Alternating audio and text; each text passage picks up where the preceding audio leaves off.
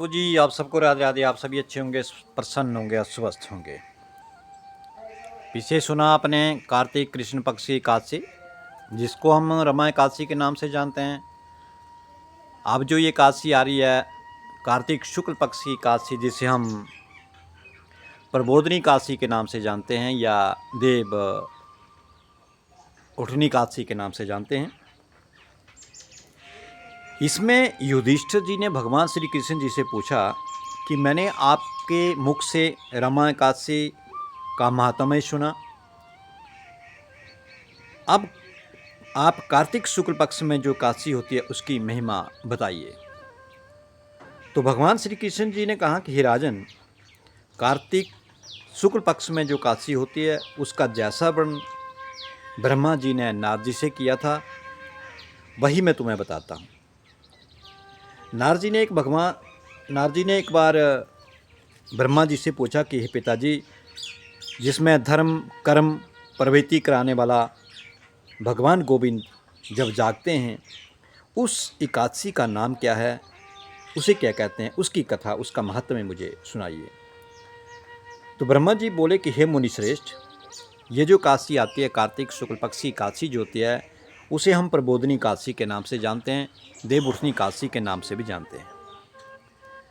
ये एकादशी जो है पाप का नाश करने वाली है, पुण्य की वृद्धि तथा उत्तम बुद्धि वाले पुरुषों को मोक्ष देने वाली ये एकादशी है। समुद्र से लेकर सरोवर तक जितने भी तीर्थ हैं, जैसे आप देखते हैं बरसात शुरू होती है, भगवान विष्णु जी शयन करते हैं, इतनी बरसात इस बार हुई, बादल गरजे, बिजली कड़की या बादल फटे, लेकिन भगवान श्री विष्णु जो हैं वो क्षीर सागर के भीतर शयन कर रहे हैं और ये ढोल नगारे ये बरसात के द्वारा बज रहे हैं। छोटा सा तीर्थ हो, तालाब हो, बड़ा समुद्र हो, सागर हो, नदी हो, ये जितने भी तीर्थ हैं वे सभी अपने महात्म्य की तभी तक गर्जना करते हैं जब तक भगवान विष्णु जो हैं वो प्रबोधनी एकादशी की तिथि नहीं आ जाती और भगवान श्री विष्णु जो हैं वो उठ नहीं जाते, जागृत नहीं हो जाते। तो प्रबोधनी एकादशी को एक ही उपवास कर लेने से मनुष्य 1000 अश्वमेध यज्ञ तथा 100 राजस्व यज्ञ का फल प्राप्त कर लेता है। देखो, आप जितने मर्जी व्रत करो, जैसे यहाँ पे कहा गया कि अगर आप 1000 अश्वमेध यज्ञ करते हैं और 100 राजस्व यज्ञ करते हैं, उनका फल केवल एक ही एकादशी करने से हो जाएगा और वो एकादशी होगी प्रबोधनी एकादशी, देव उठनी एकादशी, जिसकी प्राप्ति असंभव है, एक ही व्रत से हो जाएगा तथा जिसे त्रिलोकी में किसी ने भी नहीं देखा। देखो, जो वस्तु आपने इस त्रिलोकी में नहीं देखी, नहीं पाई है, अगर आप उस वस्तु की चाहना रखते हैं तो केवल आप इस व्रत को कर लीजिए, प्रबोधनी एकादशी के व्रत को कर लीजिए, आपको वस्तु वो भी प्राप्त हो जाएगी। ऐसी वस्तु के लिए भी याचना करने पर एकादशी उस वस्तु को दे देती है। भक्तिपूर्वक उपवास करने पर मनुष्यों को हरि प्रबोधनी एकादशी ऐश्वर्य, संपत्ति, उत्तम बुद्धि तथा राज्य सुख प्रदान करती है। अगर आपने जितने भी पाप किए हैं, भले ही आपका पाप जो है मेरू पर्वत के समान बड़ा है, उन सब पापों को भी यह पाप नाशनी प्रबोधनी एकादशी जो है वो एक व्रत करने से उस सारे पाप को भस्म कर देती है। पहले के हज़ारों जन्मों में जो भी आपके आज इस जन्म से पहले के आपके जितने भी जन्म हुए हैं, हज़ारों जन्म हुए, लाखों जन्म हुए, उनमें भी अगर आपसे किसी प्रकार का पाप हुआ है तो वो पाप भी आपके भस्म हो जाएंगे केवल एक इस प्रबोधनी एकादशी व्रत को करने से, कार्तिक शुक्ल पक्ष की एकादशी के व्रत करने से। अगर आज आप इस रात्रि को, प्रबोधनी एकादशी की रात्रि को जागरण करते हैं तो जागरण करने से अगर आपके पाप पहाड़ों जैसे भी हैं तो जिस तरह एक बहुत बड़ा ढेर होता है, रुई का ढेर लगा दो, उस रुई के ढेर को छोटी सी एक चिंगारी जला करके भस्म कर देती है, उसी तरह आपके द्वारा किए हुए पाप जो हैं पहले ही वो बड़े बड़े पहाड़ों जैसे हैं, वो केवल इस व्रत को करने से, प्रबोधनी एकादशी के व्रत को करने से वो सारे पाप जो हैं वो मिट जाते हैं। जो लोग प्रबोधनी एकादशी का मन से ध्यान करते हैं तथा इसके व्रत का अनुष्ठान करते हैं, उनके जो पितर हैं, उनके जो पूर्वज हैं, अगर वो नरक के भीतर भी दुख पा रहे होंगे प्रभु जी, तो वो नरक के भीतर दुखों से उनका छुटकारा हो जाएगा और भगवान विष्णु के परम धाम को वो प्राप्त हो जाते हैं। तो ब्रह्मा जी कहते हैं कि अश्वमेध यज्ञ आदि यज्ञों से भी जिस फल की प्राप्ति कठिन होती है, अगर आपने राजसूय यज्ञ किया, अश्वमेध यज्ञ किया, अगर उनसे करने से भी अगर किसी प्रकार का फल प्राप्त नहीं होता है, वो केवल प्रबोधिनी एकादशी के व्रत करने से, प्रबोधिनी एकादशी के जागरण करने से ही वो मिल जाता है। संपूर्ण तीर्थों में नहा करके आप भले ही जितने हजारों सैकड़ों तीर्थों में जा करके आप नहाइए, सुवर्ण और पृथ्वी का दान करिए, जो फल उनसे मिलता है वो केवल श्री हरिनारायण के निमित्त जागरण करने मात्र से मनुष्य प्राप्त कर लेता है। जैसे मनुष्यों के लिए मृत्यु अनिवार्य है, क्योंकि जो भी इस धरा के ऊपर मनुष्य आया, जीव जंतु आया, उसकी मृत्यु अवश्य होगी और मृत्यु ही सत्य है, अटल है। उसी प्रकार धन संपत्ति मात्र भी क्षण भंगुर है। जो हमारे पास धन दौलत है ये भी क्षण भंगुर है। ऐसा समझ करके अगर कोई एकादशी का व्रत करता है कि ये मेरा जीवन है, एक दिन समाप्त हो जाना, ये मेरे पास धन दौलत है, ये भी एक दिन समाप्त हो जाएगी, अगर ऐसा सोच करके अगर हम एकादशी का व्रत करते हैं तो तीनों लोकों में जो कोई भी तीर्थ संभव है वे सब प्रबोधिनी एकादशी का व्रत करने वाले मनुष्य के घर के में मौजूद हो जाते हैं। ऐसा मन के भीतर भाव रखते हैं ना, प्रभु आपको कहीं तीर्थों में जाने की जरूरत नहीं है, केवल एक व्रत, ये कार्तिक शुक्ल पक्ष का प्रबोधिनी एकादशी का व्रत ये कर लीजिए तो वो सारे तीर्थ आपके घर में मौजूद रहते हैं। कार्तिक प्रबोधिनी एकादशी ये पुत्र तथा पौत्र प्रदान करने वाली ये एकादशी है। जो प्रबोधिनी एकादशी उपासना करता है इस दिन वही ज्ञानी है, वही योगी है, वही तपस्वी है और जितेंद्रिय भी है, तथा उसी को भोग मोक्ष की प्राप्ति होती है। बेटा नारद जी से कहते हैं ब्रह्मा जी कि प्रबोधिनी एकादशी को भगवान विष्णु के उद्देश्य से मानव जो स्नान, दान, जप और होम करता है वह सब अक्षय होता है, वो अक्षय हो जाता है, लाखों के हिसाब से उसका फल बढ़ जाता है। अगर प्रबोधिनी एकादशी के दिन आपने नाम, जप, ध्यान, तप अगर किया है तो वो लाखों के हिसाब से उसका फल मिलता है। जो मनुष्य उस तिथि को उपवास करके भगवान माधव की, भगवान श्री कृष्ण की, हरगोविंद की भक्ति पूर्वक पूजा करते हैं वे 100 जन्मों तक पापों से छुटकारा पा जाते हैं। 100 जन्मों तक आपके जितने भी पाप होंगे वो सब आपके छूट जाएंगे। इस व्रत के द्वारा देवदेश्वर जनार्दन भगवान श्री हरि नारायण, भगवान श्री कृष्ण गोविंद संतुष्ट करके मनुष्य संपूर्ण दिशों को अपने तेज से प्रकाशित करता हुआ श्री हरि वैकुंठ धाम को वो मनुष्य चला जाता है। प्रबोधिनी एकादशी व्रत जो है को पूजित होने पर भगवान गोविंद मनुष्य के बचपन, जवानी, बुढ़ापे में किए हुए 100 जन्म, अगर आपसे बचपन में पाप हुए, जवानी में पाप हुए, हमारे बुढ़ापे में पाप हुए, तो जितने भी पाप हमसे हुए हैं उन पापों को चाहे वे अधिक हों या कम हों, सब जो है भगवान श्री हरि नारायण जो हैं, भगवान विष्णु जो हैं, वो उन पापों को धो डालते हैं। अतः सर्वथा प्रयत्न करके संपूर्ण मनोवांछित फलों को देने वाले देवादिदेव श्री जनार्दन श्री हरि नारायण की उपासना हमें करनी चाहिए। भगवान विष्णु जी का हमें ध्यान करना चाहिए। हे बेटा नारद, जो भगवान विष्णु के भजन में तत्पर होकर के कार्तिक मास में या कार्तिक में पराय अन्न का त्याग करता है, दूसरे का अन्न को ग्रहण नहीं करना, उसका त्याग कर देता है, वह चंद्रायण और व्रत का फल पा जाता है। जो प्रतिदिन शास्त्रीय चर्चा से मनोरंजन करते हुए भगवान का कार्तिक मास में व्यतीत करता है वह अपने संपूर्ण पापों को जला डालता है और 10,000 यज्ञों का फल प्राप्त करता है। केवल एक व्रत प्रबोधिनी एकादशी का व्रत करने से, जो व्रत कार्तिक मास की शुक्ल पक्ष की एकादशी जो होती है उस दिन से फिर भीष्म पंचम भी शुरू होते हैं, उस व्रत को करने से हमारे हजारों पाप जो हैं वो भस्म हो जाते हैं।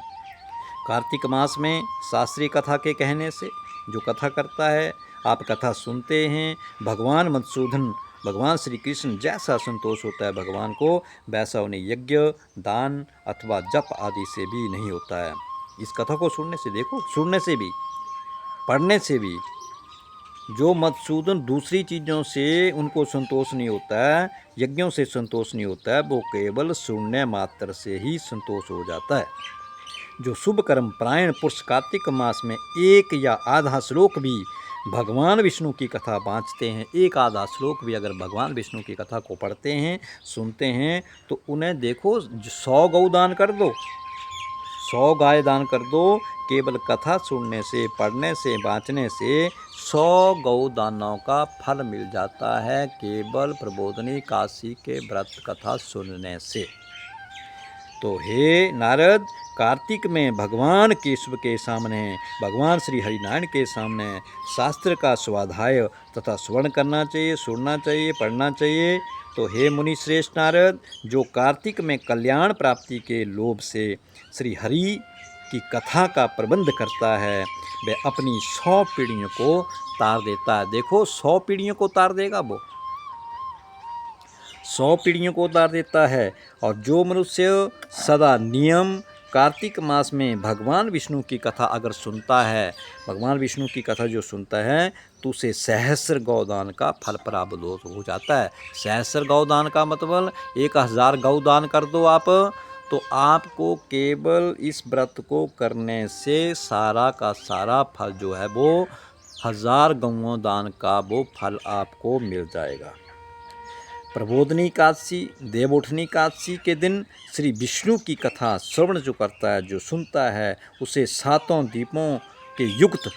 पृथ्वी दान करने का फल मिल जाता है। देखो इस व्रत को करने से, इस प्रबोधिनी एकादशी को व्रत करने से अगर आप 7 दीपों का भी दान कर दें ना, 7 दीपों का भी दान कर देंगे, तो उन दीपों के दान के बराबर केवल अगर कोई व्रत है तो वो है प्रबोधिनी एकादशी का व्रत। आप इसको कर सकते हैं। तो हे मुनि श्रेष्ठ, हे नारद,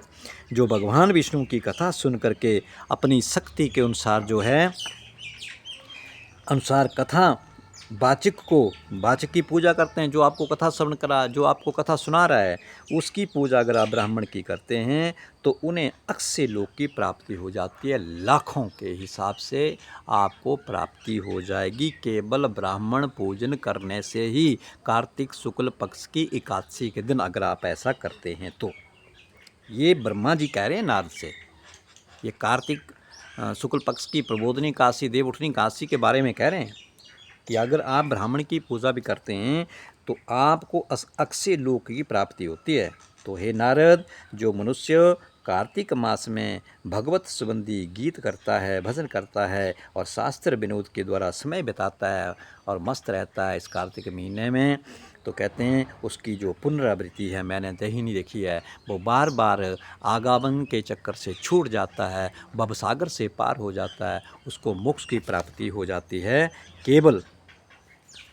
इस व्रत को करने से। तो आगे कहते हैं कि हे मुनि, जो पुण्यात्मा पुरुष भगवान के समक्ष गान करता है, नृत्य करता है, बजाता है, गाता है, श्री विष्णु की कथा करता है, वह तीनों लोकों के ऊपर विराजमान होता है। देखो तीनों लोकों से ऊपर विराजमान हो जाता है, वो उस व्रत को करता है, इस कथा को करता है, भगवान हरिनारायण के आगे नाचता है, भजन करता है। तो हे मुनि श्रेष्ठ, कार्तिक की ये जो प्रबोधिनी एकादशी है के दिन बहुत से फल, फूल, कपूर, अर्गजा, कुमकुम के द्वारा श्री हरिनारायण की पूजा करनी चाहिए। देखो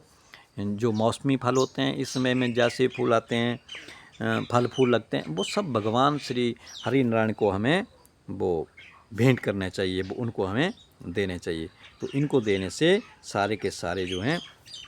फल हमें प्राप्त हो जाते हैं। एकादशी आने पर धन की कंजूसी नहीं करनी चाहिए। ये देखना, ये साल में भले ही आप व्रत करो, पूरा वर्ष व्रत करो मत करो, लेकिन ये प्रबोधिनी एकादशी का आपने व्रत कर लिया,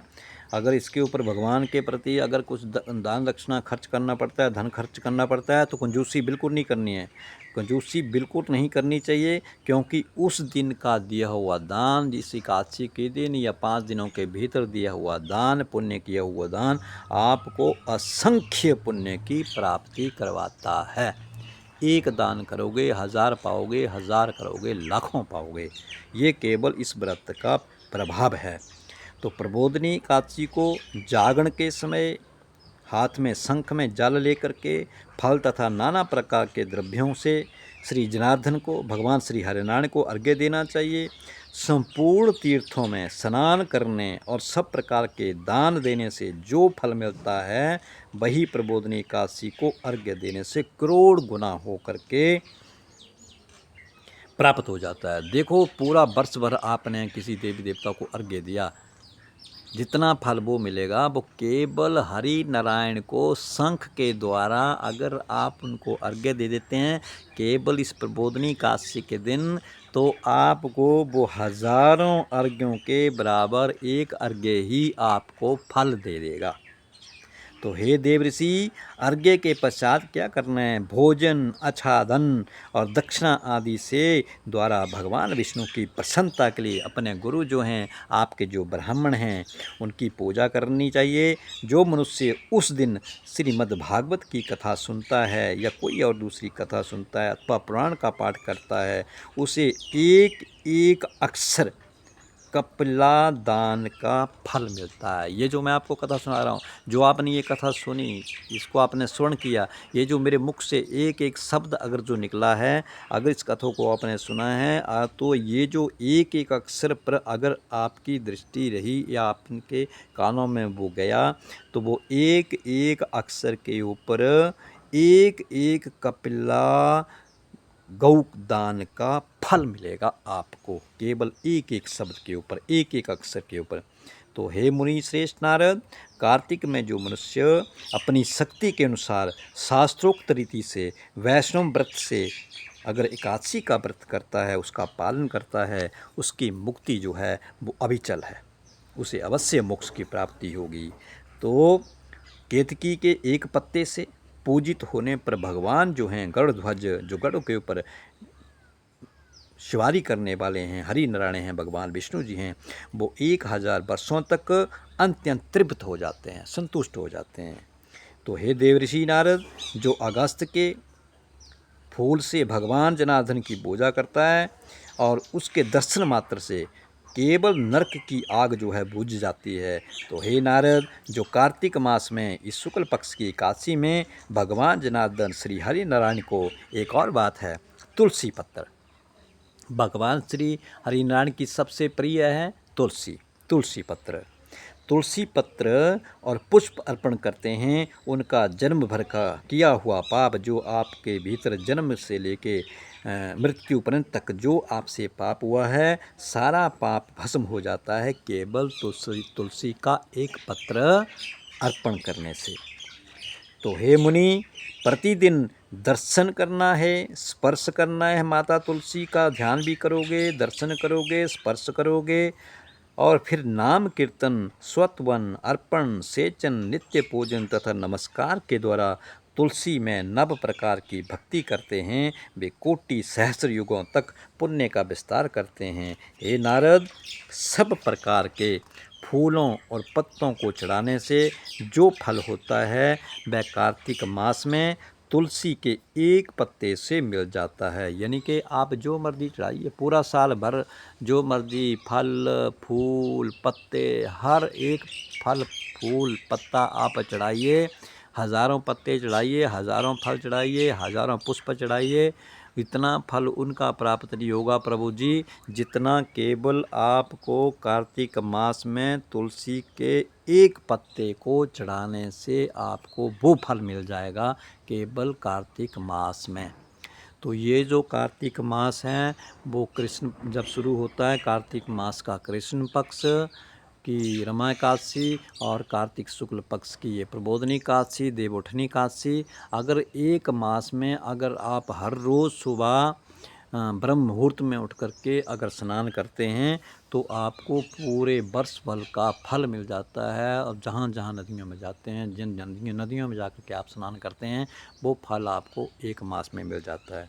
तो वह कार्तिक मास में तुलसी के एक पत्ते से मिल जाता है। कार्तिक आया देख करके प्रतिदिन नियम पूर्वक तुलसी के कोमल पत्तों से भगवान विष्णु की, जनार्दन की, भगवान श्री कृष्ण की पूजन करना चाहिए हमें। 100 यज्ञों द्वारा देवताओं का यजन करने और अनेक प्रकार के दान देने से जो पुण्य प्राप्त होता है वो केवल कार्तिक में तुलसी दल से मात्र से केशव की पूजा करने से प्राप्त हो जाता है। यानी कि ये कथा युधिष्ठिर भगवान जी, युधिष्ठिर महाराज राजा ने कृष्ण भगवान से पूछी और कृष्ण भगवान ने युधिष्ठिर से कहा कि जो नारद जी ने ब्रह्मा जी से पूछा, तो ब्रह्मा जी ने फिर प्रबोधिनी एकादशी के बारे में नारद जी को बताया कि आपको कहीं भी जाने की ज़रूरत नहीं। कार्तिक मास में हर रोज़ आप सुबह अपने नित्य कर्मों से निर्वृत्त होकर और फिर स्नान करके, अगर आप नदी पास में नदी में जा सकते हैं स्नान करने, गंगा में जा सकते हैं, कहीं भी तीर्थ में जा सकते हैं। अगर आप कहीं भी नहीं जा सकते तो केवल आप अपने घर के भीतर अपने स्नानाघर में, जहाँ आपका बाथरूम है, वहाँ पर कुछ बूंदें गंगा जल की डाल करके फिर हरि नारायण का ध्यान करके आप वहीं पे स्नान कर लोगे तो आपको गंगा का स्नान का जो फल मिलता है वो आपको घर के भीतर ही मिल जाएगा। लेकिन आपके नज़दीक में कुआं, तालाब, नदी, दरिया है तो आप वहाँ भी जा सकते हैं। नहीं जा सकते हैं तो पूरा मास भर कार्तिक मास में आप जो स्नान करते हैं वो केवल हर एक तीर्थ का स्नान प्राप्त होता है। और कोई फल फूल अगर आप ना चढ़ाएं पूरा मास इस कार्तिक मास में, तो केवल आप हरि नारायण को एक तुलसी दल, एक तुलसी पत्र अगर आप चढ़ा देंगे पीला चंदन लगा करके, तो आपको हज़ारों हज़ारों फल की प्राप्ति हो जाएगी और आपके हज़ारों हज़ारों अगर पाप हैं वो भी प्रभु सब मिट जाएंगे।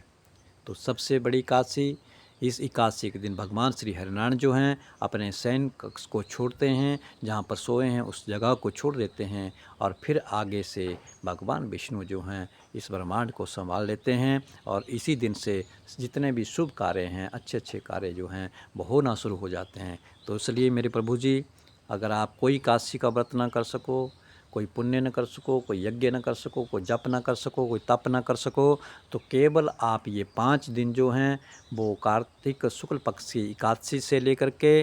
और अंतिम दिन तक पूर्णमासी तक, कार्तिक पूर्णमासी तक आप अगर 5 दिनों तक अगर आप दीपदान करते हैं, नदी के किनारे जा कर के, नदी के किनारे नहीं कर सकते हैं तो घर में तुलसी के पास जा कर के, नहीं भी कर सकते हैं तो अपने भगवान के आगे आप तुलसी दान कीजिए और भगवान श्री हरिनारायण को केवल एक तुलसी दल भी अर्पित करेंगे तो आपके जो हैं पुण्य जो हैं हज़ारों गुणों, लाखों गुणों के हिसाब से बढ़ जाएंगे केवल एक व्रत को करने से ही।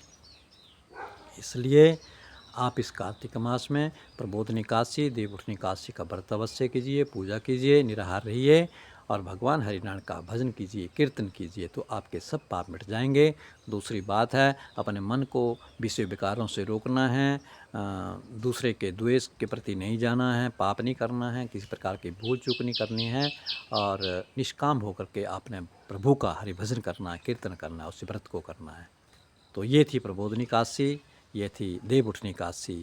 तो इस कथा का प्रसंग आपको कैसा लगा, अवश्य इसको लाइक करें और मेरे चैनल को सब्सक्राइब करें। सबको राधे राधे।